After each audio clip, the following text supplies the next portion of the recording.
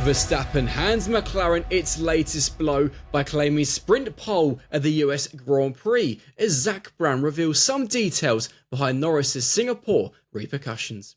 From Racing News 365, my name is Nick Golding, and I'm delighted to be joined, as always, by lead editor Ian Parks. But Ian, before we get on to dissecting everything sprint quali, for those watching this F1 update, I recommend you listen very closely. Over at Racing News 365, across this weekend's US Grand Prix and next weekend's Mexican Grand Prix, we are running a very special prize giveaway. If you'd like to be in with a chance of winning a special edition Racing Bull shirt signed by both Isaac Hadjar and Liam Lawson, all you've got to do is be subscribed to this very channel, racingnews365.com, to have a chance of winning. I wish you all the best of luck, because it is a very, very cool prize. Now then, Ian, it's a very cool shirt. The pink one, for those wondering, from Miami, if I'm not mistaken. I might be wrong, but I think my memory serves me well. Right, let's discuss all things sprint quali, because, as I pointed out, Max Verstappen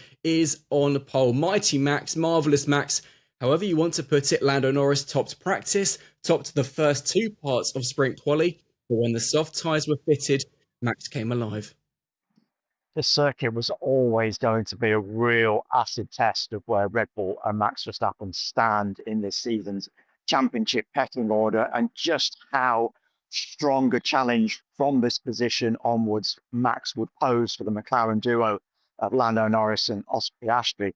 The reason why this circuit is so particular, it's got a good mix of slow, medium and fast corners. So it gives you an idea as to how all-round that RB21 has now become after performing so well for Max at the low-speed Monza, the equally low-speed Baku Street Circuit, and then the higher downforce track of the Marina Bay Street Circuit in Singapore. So this bodes well for you Max fans, because being good here means you should be good at all the remaining circuits. And bearing in mind, there are still more updates to come on that RB21 compared to the McLaren that's going to have no more additions to that car. Then perhaps, just perhaps, Max is still definitely in this fight. Laurel Mekies, the Red Bull team principals, turned around and said that there's no talk of Max and the possibility of a fifth successive world championship this season. They are just taking it race by race. Well, on the basis of sprint qualifying today, that's a third sprint qualifying here at the Circuit of the Americas in a row for Max. That's 10 out of 22 in total across sprint qualifying for Max Verstappen.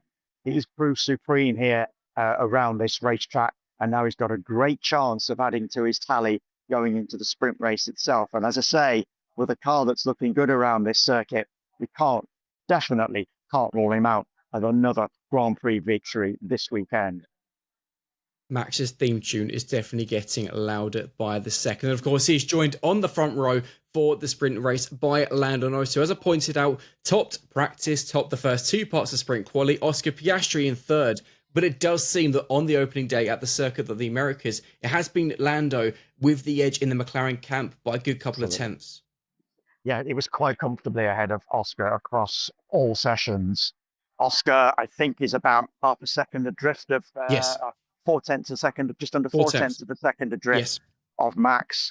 And Lando was 0.071 seconds behind Max. So Oscar about a third of a second down on Oscar. And that's been about the gap throughout the sessions across this Friday. So Oscar most definitely with a bit of work to do going into the weekend, but with Lando second, Oscar third, that run up to that turn one, the run up the hill to that turn one between those guys and Max on pole, that is going to be one intriguing battle, bearing in mind what happened with those three drivers in particular going into those first few corners in Singapore just 2 weeks ago. Don't keep your eyes up that screen, folks, because it should be an absolute classic, because I love this turn one. It's a great turn one. It offers so many opportunities, so many different angles to go into it and through it.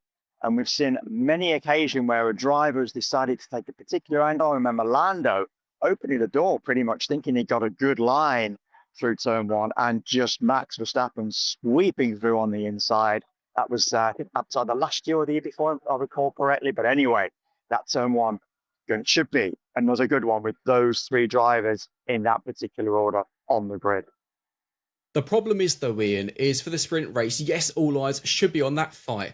My eyes are going to be peeled on the driver starting in P4, the top Ferrari-powered car, top Ferrari-powered driver of the illuminous green stake of Nico Hulkenberg, P4 on the grid for the sprint.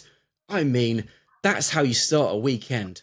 It's like, where the hell did that come from, Nico? This is a driver that has not scored a point since his famous third position at the British Grand Prix. That third position being famous, of course, because that finally ended that unwanted record that Nico had held for so long in Formula One of so many Grand Prix without securing a podium position. I was there for that Grand Prix, and the celebrations were quite tumultuous, and understandably so, at the Sauber motorhome at Silverstone that particular day. But since then, it's just been one long tale of woe for Nico Hulkenberg. And it's like, as I say, where did that come from? When you think of what happened to his poor teammate, Gabriel Bortoleto starts last on the grid, exceeded track limits in the first run in SQ1, and then just got caught up in the absolute melee that was the second run, with too many drivers leaving it far too late to get out of the pit lane and onto the track, and unable to cross the line in time to then go on and set that second lap.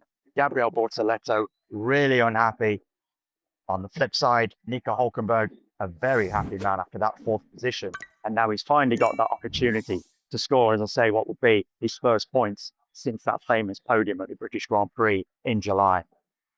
To quickly run through the grid for the sprint race on Saturday, it is Max Verstappen on the sprint pole after setting a 1 minute 32.143. Norris is in second, Oscar Piastri in third, mind my voice, Nico Hulkenberg in fourth, George Russell fifth, Fernando Alonso in sixth, Carlos Sainz seventh, Lewis Hamilton in eighth, Alex Albon ninth, and Charles Leclerc in P10. And Ian, as I pointed out with Nico, he is the top Ferrari-powered driver on the grid because yet again, not a good, sprint, quali, however you want to put it. Another tough day for Ferrari. They look quite reasonable in the only practice session. Of course, yeah. Unfortunately for Charles Leclerc, he had a technical issue. But at the start of it, you could see that there was reasonable pace on the hard tyre for both Lewis and Charles. And as I say, this technical issue consigned Charles to the garage for the last portion of practice, and he was unable to get out and set a reasonable time. That left him last on the timesheet at the end of practice. And then across sprint qualifying in its entirety, just a complete lack of pace on the medium tyre.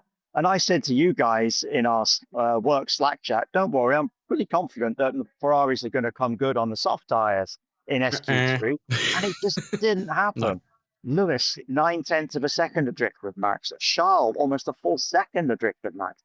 That is a humongous amount of time for those guys, and that really does not bode well for the rest of this weekend for the Ferraris. And when they've got Nico Hulkenberg ahead of them as well in that Ferrari-powered Sauber, that's all you need to know about the direction Ferrari's heading in as we head into this final quarter of the season. And of course, something we do need to mention is whilst it was delight for Verstappen's side of the garage in the Red Bull camp, it was disaster for Yuki Tsunoda. He was out in SQ1, he starts P18, but actually for Yuki, who looked really good in practice, has got to be said, was not in the slightest his fault, which has resulted in an apology from Team Barcelona Mechis.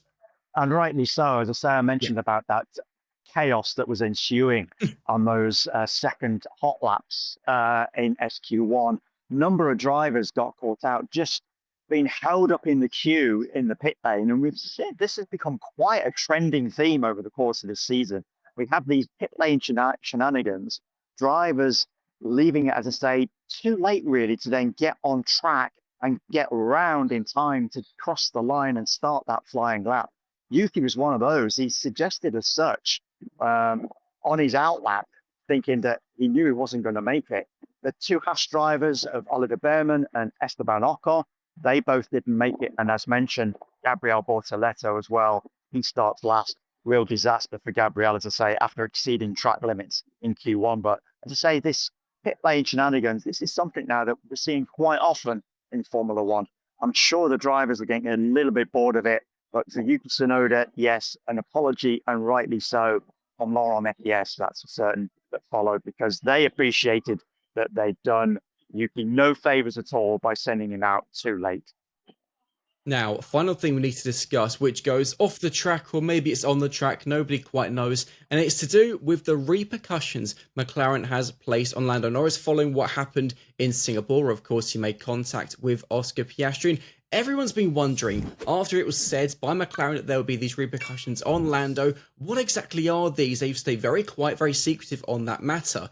Zak Brown, McLaren CEO, of course, pointed out to Sky F1 during practice that, you know, these repercussions are so minor, you're not really going to notice them. To which a certain somebody, I wonder who, in the team principal's press conference, which did feature Mr. Brown, asked Zak, come on, if this is so minor as you said, why can't you tell us? You're opening Papaya's box, if I remember you said correctly. And it's a very good point, Ian, because the question came from you. Why are McLaren being so secretive? Yeah, because obviously, Zak Brown has always talked about openness and transparency in Formula One around certain topics. He's called for that on certain issues. The Christian Horner issue in particular, I remember being one of those, saying, come on, let's have a bit of openness and transparency and let's talk about what's going on here. So taking Zak at his word, I asked him exactly that. Why can you not be open and transparent about this particular repercussion? Look, the drivers have used the word repercussion. And the phrase I pointed out to him was, all you have done, you have opened a Pandora's box of speculation as to what exactly this repercussion is going to be, because you said it's barely going to be noticed. If it's that negligible, then just tell us what it is. Zak did not want to play ball. He answered the question in full, in fairness to him. He's a very clever man. He's not got to where he is without being astute, knowing how to answer a tricky hardball question. As I posed to him, he feels that as far as he's concerned, McLaren has been transparent enough by saying that there are or will be repercussions. We're not quite sure as to how these will play out. My gut feeling is, if it's something that's we're not going to quite notice, will it be Lando giving up a position to Oscar in a very subtle way, potentially on track at some particular point, making an overtake that looks good as we're looking at it, but potentially that is actually, as I say, Lando giving up that position? Because if you remember, if we cast our minds back to Singapore, obviously Oscar complained or made the point, well, he's hit me, he should give the place back. Obviously, no action was taken at the time, either by the FIA, and McLaren reviewed it and felt at the time that it was detrimental to them, given the track positions, that it would be not wise to allow Lando to give the place back to Oscar. So as I'm saying, this is my theory. I think we might see something very, very subtle at some point over the course of the season. Who knows when that might be, that Lando Norris gives a place back to Oscar Piastri. That, for me, would be the balancing of this particular equation, and why I think Zak has turned around and said, you might not notice it. Well, only time will tell. Well, I will point out this has been recorded for myself at 5 past midnight in the UK. Obviously, for Ian, it is 5 past 6 in Austin, which is why I cannot remember if I said Papaya's box or Pandora's box. So I'm glad you say put Papaya's box. Don't worry, I thought I had a feeling. I had a feeling. Pandora's box of speculation. I had a feeling. That's exactly what was opened with as this. soon as I said, I started to wonder, hold on, what have I just said then? But I'm glad I was, I'm alert enough to correct myself. Ian, amazing stuff.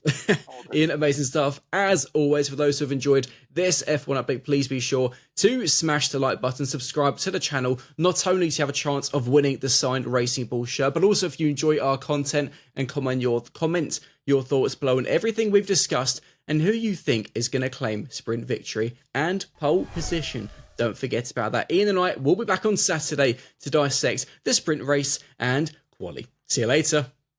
Take care until then, folks, and thanks as always for watching and listening.